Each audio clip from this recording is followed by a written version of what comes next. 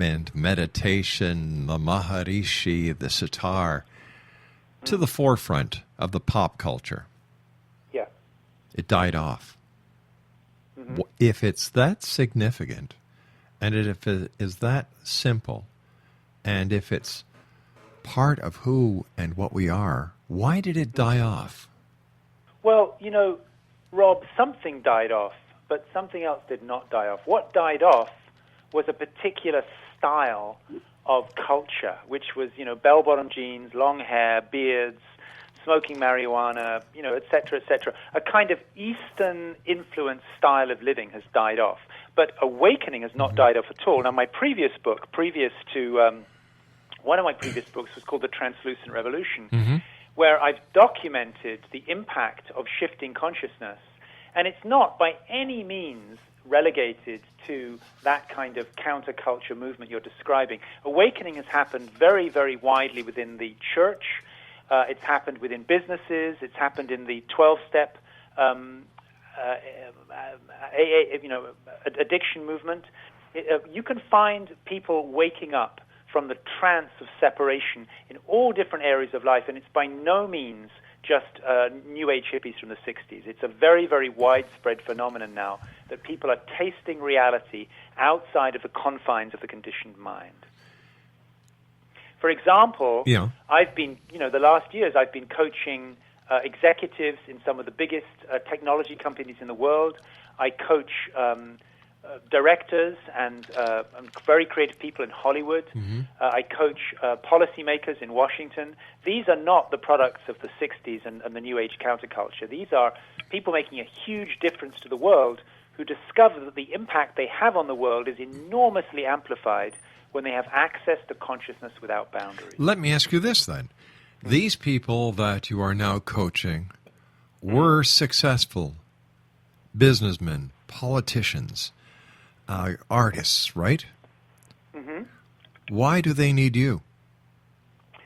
Well, I think what's happening a lot at the moment, it's a great question. What's happening very, very widespread way at the moment is we are redefining success, what success means. Arianna Huffington just came out with a great book called Thrive. It just came out a few months ago, re-questioning what we mean by success. We have tended to define success in terms of making money, in terms of having a powerful impact on the world.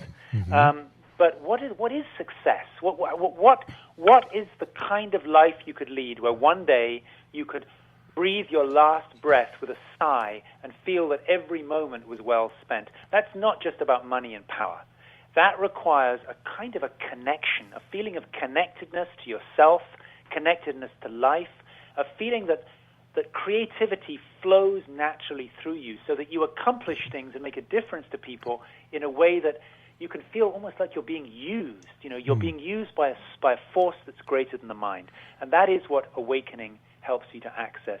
The people who I work with in big technology companies or in Hollywood or in government, these are people who were materially successful, but they were not necessarily happy, and they were not necessarily feeling that their life was full of meaning and purpose.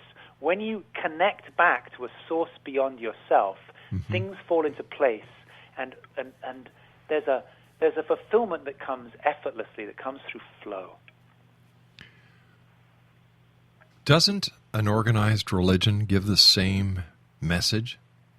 I'm listening. I'm listening to you talk, and all due respect to you, sir. Yeah. I'm listening to your message and how you're talking about the different people that you work with and how they feel, and what is your last dying breath? How would you feel? Have you accomplished so on and so forth? And I get the exact same philosophy from the pulpit. Right. So, Rob, these are great questions, by the way. I really appreciate the thought you've put into this. So I think we've got to make a really important distinction between philosophy and results. Okay. Because we can philosophize about things, but it doesn't necessarily mean that we're going to experience them. Now, let's also be clear. I'm not claiming to be the be-all and end-all on this subject. Oh, I understand that. I understand that, and I appreciate that. I'm just one guy among many who is serving this shift in consciousness that we're seeing now globally. The thing about organized religion, and there's no contradiction between what we do and religion. Mm-hmm. Many people are adherents to various religions and still can benefit from awakening coaching. A religion very often carries tradition. It carries certain codes of morality. It carries a lot of cultural conformity with it, ways that people should live, and all of that is valuable and has a lot of beauty to it. If you go into a Catholic church, for example, there's beautiful music and beautiful art. If you go into a synagogue or into a mosque, they carry rich cultural heritage. What we're dealing with is a shift in consciousness, and a shift in consciousness simply means to move from a more contracted state to a more expansive state. The ultimate possibility of awakening is to recognize consciousness with no boundaries at all, which means that when you look into yourself, it's the same as looking up into the sky. When you look into the sky, you recognize that which has no limits at all, no boundaries whatsoever. It just goes on forever. That is the same possibility when you check into your own presence. Limitless consciousness without boundaries. Now, that is equally available to a practicing Jew or a Catholic or a Protestant or someone who follows Islam or a Hindu or anything else. It doesn't matter what religion you are. That's a belief system. Mm-hmm. Shifting consciousness is available to anybody, no matter what their belief system. So if I get this, if I like being one with the, like you gave the example of looking up in the sky and feeling that you are one with it, one with creation. In the very first chapter of the Bible, it said, "And God said, let us create man in our image, our likeness." So doesn't that give you the same message that we are God, we are our creator, we have the creator Sure. within us? Yeah, sure. That's very reassuring to find that you can find the same message in various places. Mm-hmm. So the message is uniform. What's important is to have reliable, verifiable, trustworthy tools that can deliver the result, you see.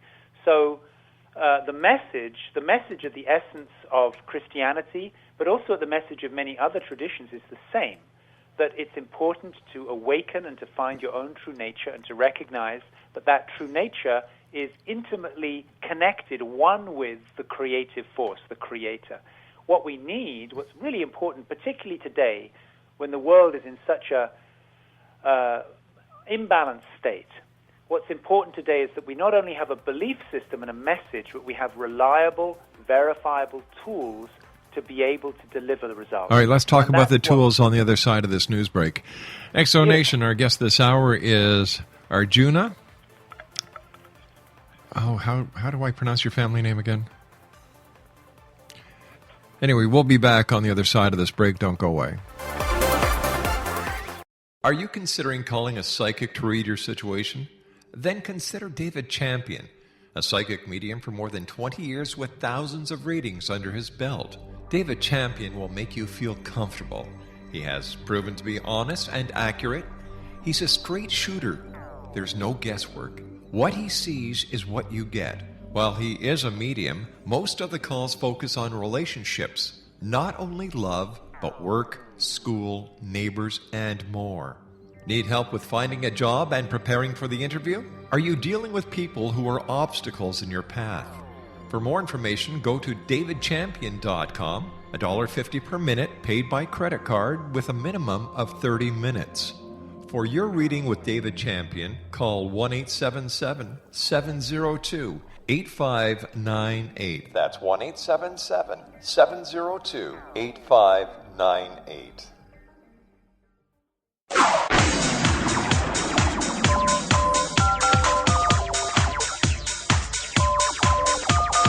Now you can dial in to listen to the X-Zone Radio Show from anywhere in the world with Rob McConnell 24/7, 365 by dialing 213-401-0080. That's 213-401-0080. If you have a mobile phone or landline, the X-Zone Radio Show with Rob McConnell is now at your beck and call at 213-401-0080. That's 213-401-0080, 24/7, 365.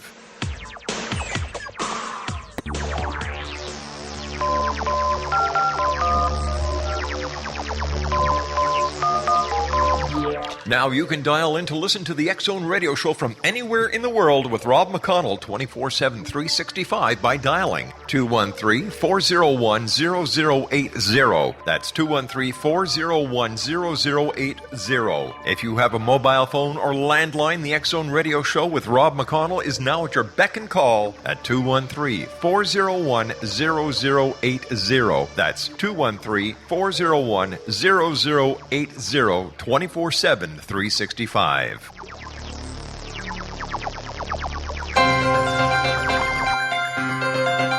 This is the X-Zone Broadcast Network, broadcasting worldwide on broadcast affiliates and satellite program providers, including CNN Broadcast Network, Sirius Satellite Network, Star Media, Good News Radio Network, Angel Broadcast Network, Wiki Broadcast Network, and WPBN TV. For more information on the X-Zone Broadcast Network, visit us at www.xzbn.net.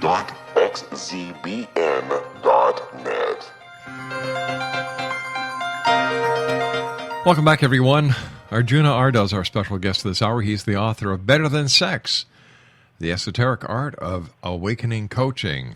And his website is www.arjunaardagh.com. I'd like to talk to you about innate brilliances. Can you tell me about that? Sure. Rob, one thing I think they might have made a little typo in what they sent you. It's actually the ecstatic art, not esoteric art, but ecstatic art of awakening coaching. It's wanted just to slip in the emphasis on the ecstasy, you know. Yeah. Yes. Innate brilliances, right? Yes. So the innate brilliances are really, the key to what we've done here is we have taken the essence of awakening and we've removed it from the hierarchical and often patriarchal traditions that it has often been couched in. So there is a huge difference when we take awakening and the possibility of awakening and recontextualize it within a coaching context. You see, coaching is an incredibly respectful, anti-hierarchical relationship. A coach is not somebody who's better than you, who looks down on you. A coach is somebody who sees your brilliance and with great respect brings it forth. So coaching has been applied. Of course, 20 years ago, coaching was only to be found in the world of sports. Mm-hmm. But now, coaching has spread to executive coaching, life coaching, health coaching, relationship coaching. But coaching has not yet spread until what we've been doing. Coaching had not yet spread to awakening, to spiritual awakening. When we bring a coaching relationship to awakening, it allows a completely different gestalt, a completely different relationship to unfold, because it's no longer hierarchical. It means we can do away with a lot of the rigid beliefs and the dogma and the ritual, and you can really strip it down to common sense, to what's easy and approachable. So the book, Better Than Sex, The Ecstatic Art of Awakening Coaching, is about how anybody can learn to become a highly effective facilitator of awakening and the embodiment of awakening to anybody else. And that's a very important distinction, because awakening on its own might just be a fleeting experience of an expanded state of consciousness, which could be somewhat irrelevant to the rest of your life. What we need is the embodiment of awakening, so that your relationships, your sexuality, your parenting, your work, your contribution to the world, the relationship you have with your body, your social and political action is all connected to that more expansive consciousness. That's what we mean by embodiment. And in the book, we define 7 innate brilliances, which are really the abilities which anyone can learn to become a really great facilitator of awakening to anybody else. Can you give us an example of one or two of these steps? Yes, sure, absolutely, Rob. So probably the most important of these, which is very easy to learn, is called radical awakening. In the list, it's actually number 3. Radical awakening means that anybody can learn how to help another human being shift from preoccupation with thoughts and reactive feelings to relaxing into consciousness without limits. And we kind of recommend, that